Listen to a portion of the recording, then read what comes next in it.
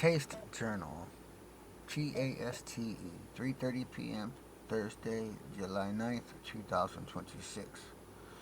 Enough time in the day seems to be more of a challenge than not having enough energy.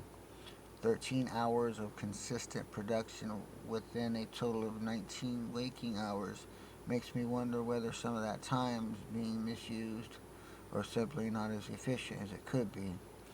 It leaves me asking whether I could do some journaling during transportation, between classes, or in other small windows throughout the day.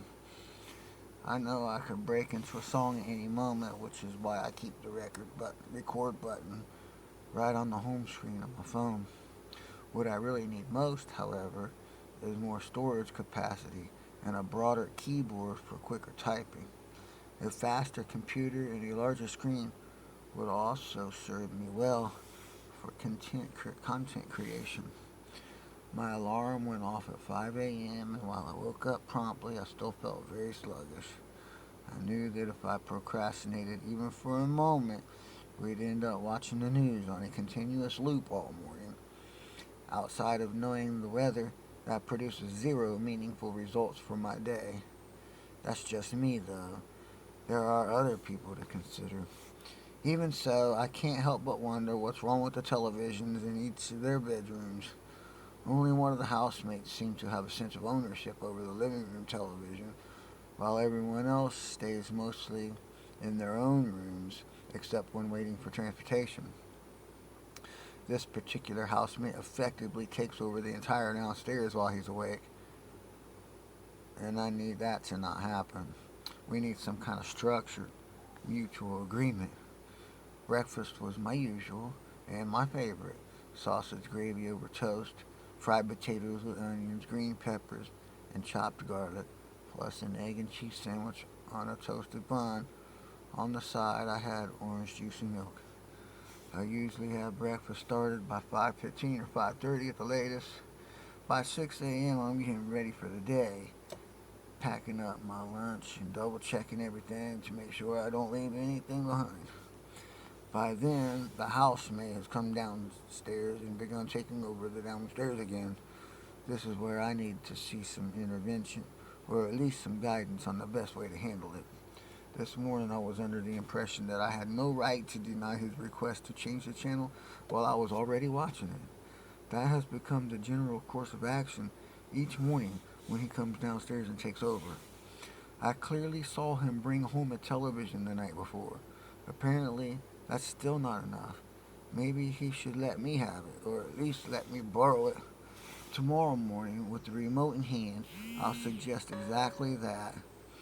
I'll do so under the understanding that the living room television doesn't belong exclusively to him, while also acknowledging that he has one of his own.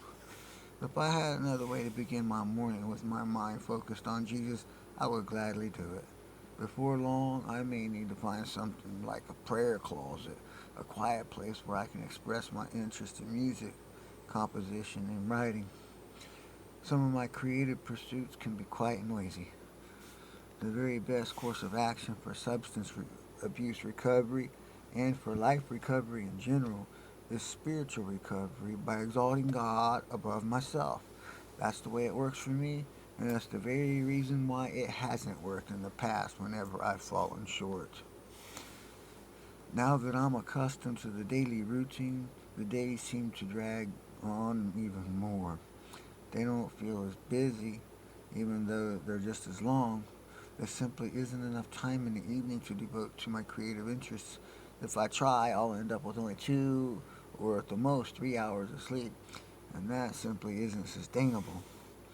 I can dedicate a year to the structure I'm living in right now, but something will have to change shortly afterward. I need to begin formulating the plan well before the day arrives so that I can transition into it seamlessly. If I don't already have the house Mom raised us in, then I'll make sure I have a contingency plan in place before my calendar year here at base camp is complete.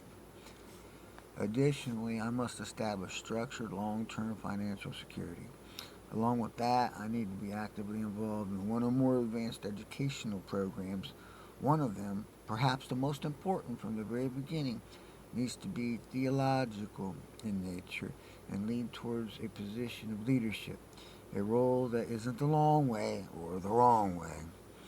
At 4 p.m., I'm still waiting for Med-Pass to begin so I can carry out the remainder of the day. As is usually the case, whoever's handling the Med-Pass is running behind, effectively putting everything else on hold, behind schedule, or needing to be rescheduled. In some cases, opportunities simply pass by. I'm back at the house now, and I think I'm here by myself. Then again, it almost always feels like I'm here by myself, except in the mornings when one of my housemates comes downstairs and takes over the TV. I feel like I can sense it, maybe even by the way he walks, that he has one of those entitled personalities that we talk about in some of our recovery groups throughout the day, a sense of entitlement. Whatever it is, it's definitely a character defect. I don't have to and shouldn't have to ignore it. If it continues, I will need to, it will need to be addressed one way or another before long. I was wondering if I should start writing another song, and I still might. More importantly, though, I think I should begin recording some of the material I've already written so that I can get it organized and added to my T.A.S.T.E journal. Every now and then I'll remind myself and any future readers that T.A.S.T stands for Take a Sober Test Every Day and is the name of my daily recovery journal. I do write every day, often several times a day, but I don't always take the time to record it and post each entry. Eventually, though, I'll get caught up.